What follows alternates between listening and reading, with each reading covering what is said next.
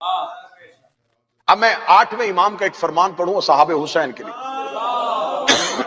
صلی اللہ محمد۔ اسے بہار میں علامہ مجلسی نے لکھا، میرے 8ویں شہنشاہ کا فرمان سنیں۔ دیکھیں یہ امام بارگاہ نہیں، امام بارگاہ میں وہ سامنے علم، یہ علم عباس کی شبیہ ہے۔ خانہ کعبہ بیت المعمور کی شبیہ، مسجدوں میں گنبد خضرا کی شبیہ، یعنی کہ مسلمانوں میں 90% چیزیں شبیہ کی استعمال ہوتی ہیں۔ یہ جو وہاں سے پانی لیا جاتا ہے مکہ سے، یہ زمزم، یہ حضرت اسماعیل کی ایڑیوں سے نکلنے والا پانی اس کی شبیہ ہے۔ اور میں آپ کی معلومات میں اضافے کے لیے یہ بیان کر دوں کہ وہ جو آب زمزم، وہ جو زمزم اسماعیل نے نکالا تھا وہ بند ہو گیا تھا، یہ پھر عبد المطلب نے نکالا تھا۔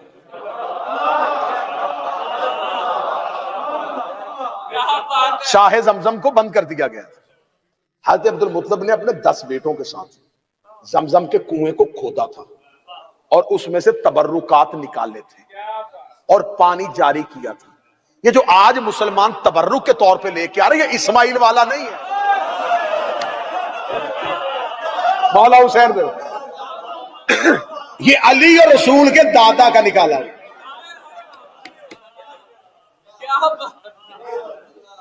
یہ سارے کے سارا اسلام، خانہ کعبہ جس کی طرف منہ کر کے سجدہ کرتے ہیں وہ بھی اصل نہیں ہے، وہ بھی ماڈل ہے، شبیہ ہے بیت المعمور۔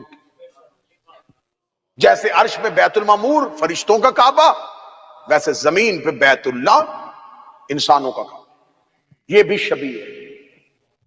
اور یہ جو منبر مسجدوں میں رکھا جاتا ہے، یہ منبر بھی شبیہ ہے۔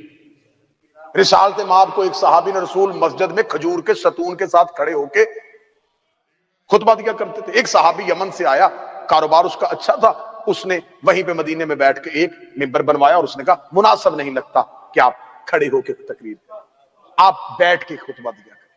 یہ منبر اس نے رسول کے لیے، رسول اس میں بیٹھنا شروع ہو گئے اور اس کے بعد سب مسجدوں میں آ گیا۔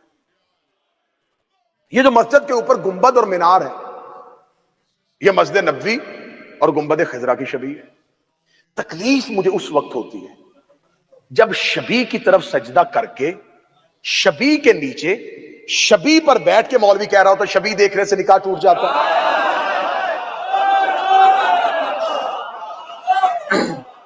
شبیہ کو سجدہ کر کے شبیہ کے نیچے اور شبیہ کے اوپر بیٹھ کے،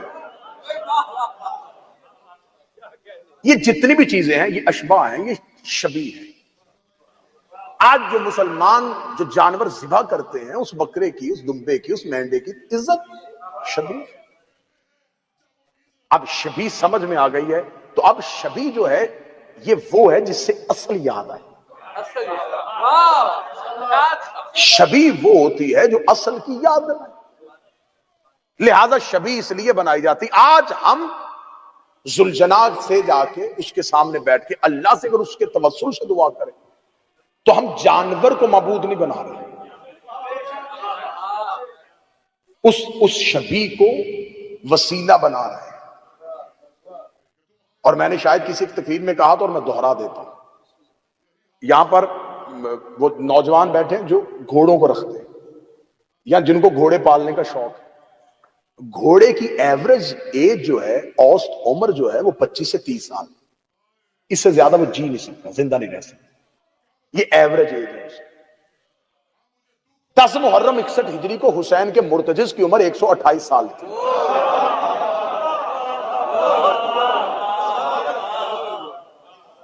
جن بندوں نے ہاتھ اٹھائے ان کا میں شکریہ ادا کرتا ہوں، اور جو تھوڑا سا پریشان ہوئے انہیں میں ایک تحفہ اور دیتا ہوں۔ آپ 128 سن کے پریشان ہو گئے، آج 1528 سال ہے۔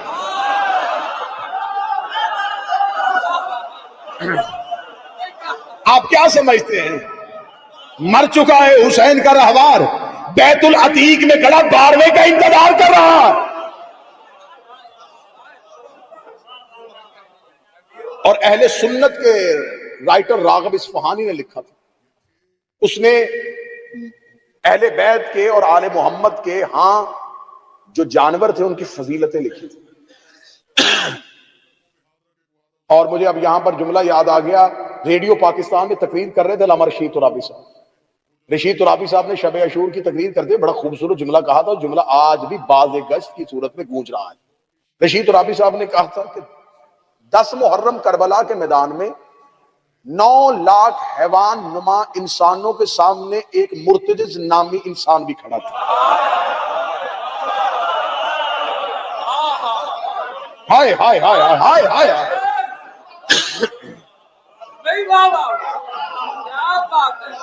اب راغب اصفہانی نے لکھا اپنی کتاب میں، انہوں نے کہا کہ 10 محرم حسین گھوڑے کی سین پہ نہیں، فرشتے پہ سوار تھے. حسین فرشتے پر سوار تھا. میں نے اپنی ایک تقریر میں یہ جملہ کہا تھا کہ حسین فرشتے پر سوار تھا. بعد میں 2 لوگوں نے مجھ سے آ کے پوچھا، آپ نے خطابت کی تیزی میں تو نہیں کہہ دیا کہ حسین فرشتے پہ سوار تھا؟ میں نے کہا فرشتہ سن کے پریشان ہو گئے، حسین محمد پہ سوار تھا. حسین کی سواری کا نام مصطفیٰ ہے. اور ہم نے یہ لفظ سواری ہم نے استعمال نہیں کیا، یہ کسی صحابی نے کیا تھا. سلمان سامنے سے آتا تو شاید جملہ اور کہتا، ابو ذر آتا تو شاید جملہ اور کہتا. یہ جملہ کسی اور نے کہا کہ حسین سواری کتنی اچھی.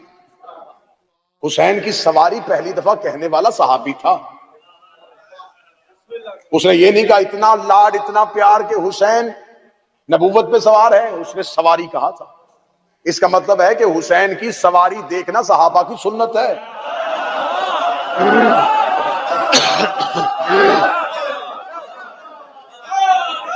یہ پہلی دفعہ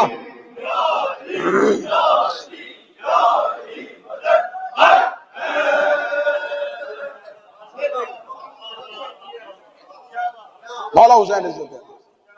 اب شبیہ سمجھ میں آئی نا. اب میں 8ویں امام کا فرمان پڑھوں.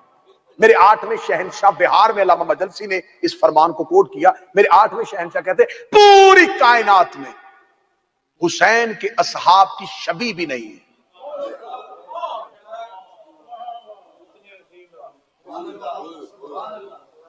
اللہ کے گھر کی شبیہ ہے. کہاں چلے گئے آپ؟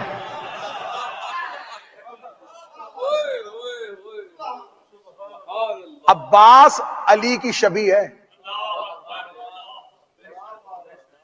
اکبر مصطفیٰ کی شبیہ ہے. اور میرا 8واں امام فرماتا ہے کہ اللہ کی کائنات میں صرف اصحاب حسین ہیں جن کی کوئی شبیہ بھی نہیں ہے. اس کو آسان لفظوں میں کہوں تو میرا 8واں امام کہتا ہے کہ اللہ کی کائنات میں کوئی حر جیسا بھی نہیں ہے. تو اب سطر میرے یہاں سے نکل کے یہاں آ گیا، میں واپس نہیں لے کے جانے والا.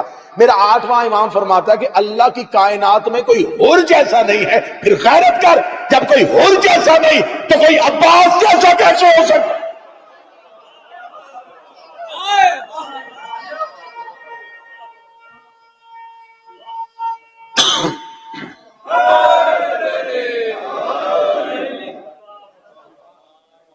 اب آپ کے ذہن میں ایک سوال آئے گا، میں اس سوال کا بھی جلدی جلدی جواب دے دوں کہ اگر دیکھیں اگر کوئی بھی اصحاب حسین جیسا نہیں اور اصحاب حسین کی یہ مثال ہے تو پھر ہم زیارت میں یہ جملہ کیوں کرتے ہیں کہ الیتنی کنت معکم، کاش ہم کربلا میں ہوتے تو ہم بھی حسین کے ساتھ ہوتے.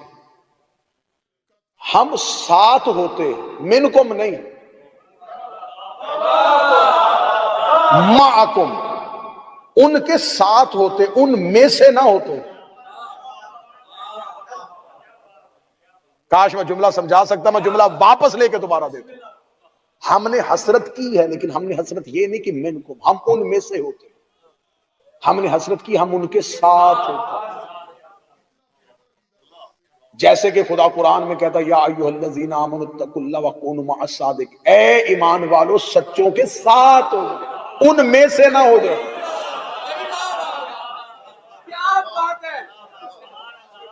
اب اگر آپ بیدار ہیں تو پھر میں جملہ کہنے لگا ہوں. حر لشکر یزید کے ساتھ تھا، لشکر یزید میں نہیں تھا.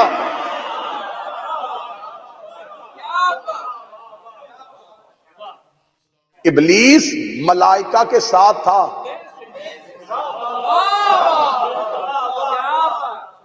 میں سے نہیں تھا.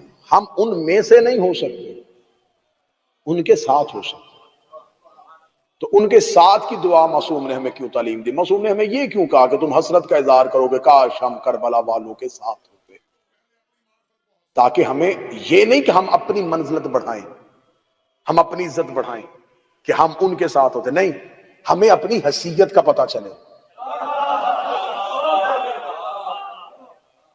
ہمیں اپنی اوقات کا پتہ چلے، ہمارے اندر کا تکبر ٹوٹے، ہمارے مزاج کا غرور بدلے.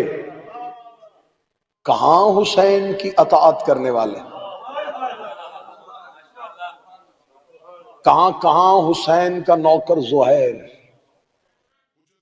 یہ زہیر مدینہ سے حسین کے ساتھ نہیں چلا.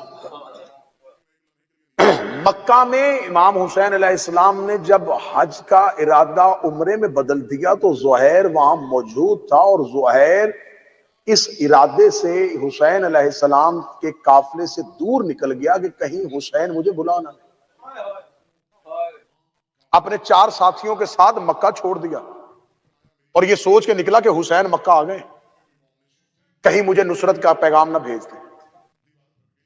اور اس نے اپنے ساتھیوں سے کہا کہ اس رستے سے نہیں جانا جو شاہراہ عام ہے، جس سے سارے لوگ کوفے جاتے، کسی اندرونی رستے سے جاؤ تاکہ رستے میں ہمیں حسین کا قافلہ نہ ملے. اس نے اپنا رستہ بدلا. حسین علیہ السلام نے اپنے کاروان کا رستہ بدل دیا.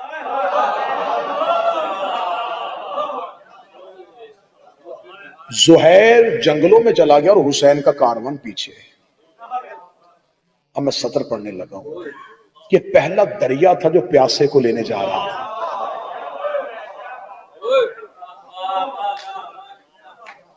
حسین نے اپنے بحر کرم کا رخ بدل دیا.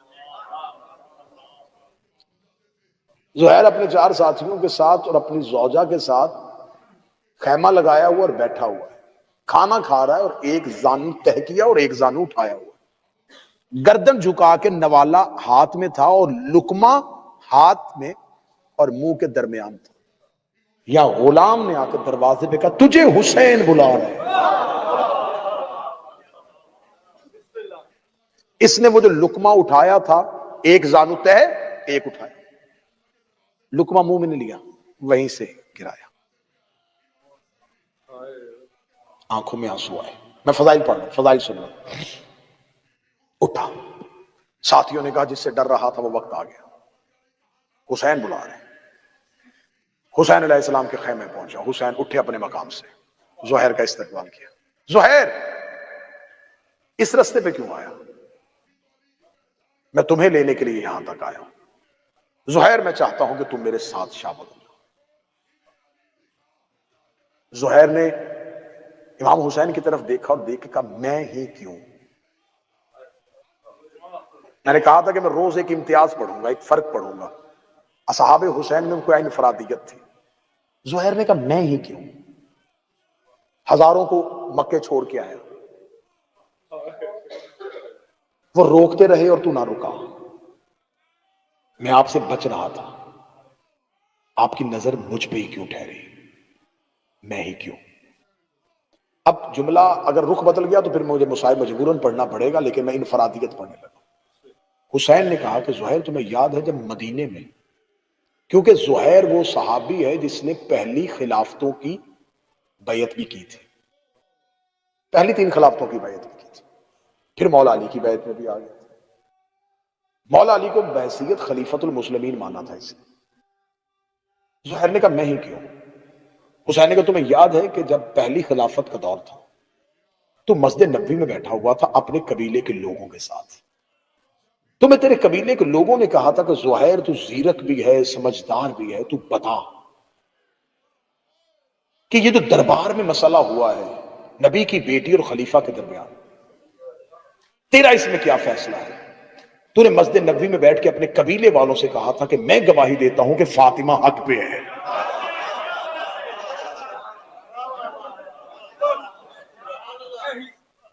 زہیر تو نے یہ گواہی دی تھی؟ زہیر کہتا ہاں میں نے یہ گواہی۔ حسین کہتے بس تو نے میری ماں کی عصمت کی گواہی دی، تو اس وقت سے میری فہرست میں شامل ہو گیا۔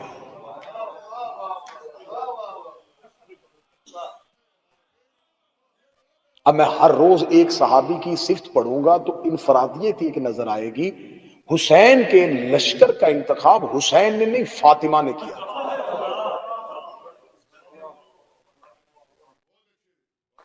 یہ حسین علیہ السلام تک فہرست پہنچی تھی کہ ان کو بلاؤ۔ یہ انتخاب فاطمہ تو زہرا تھا۔ حر کے پیشانی پہ زہرا کا رومال کیوں آیا؟ حر کی پیشانی پہ زہرا کا رومال کیوں؟ جب حر نے امام حسین کے گھوڑے کی لجام میں ہاتھ ڈالا تھا تو حسین نے عرب کے محاورے کے مطابق ایک محاورہ بولا تھا، تیری ماں تیرے ماتم پہ روئے۔ یہ عرب کا محاورہ تھا۔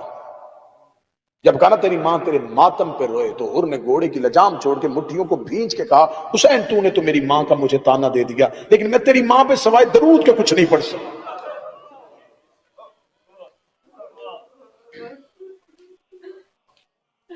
اس نے جناب زہرا کی عظمت کی گواہی دی۔ 2 محرم تک حر حسین کی فہرست میں نہیں تھا، ادھر گواہی دی، ادھر یہ فہرست حسین میں۔ کیونکہ کربلا کی جنگ حکومت تخت تاج کے لیے نہیں ہو رہی تھی، حق زہرا اور حق علی کے لیے ہو رہی تھی۔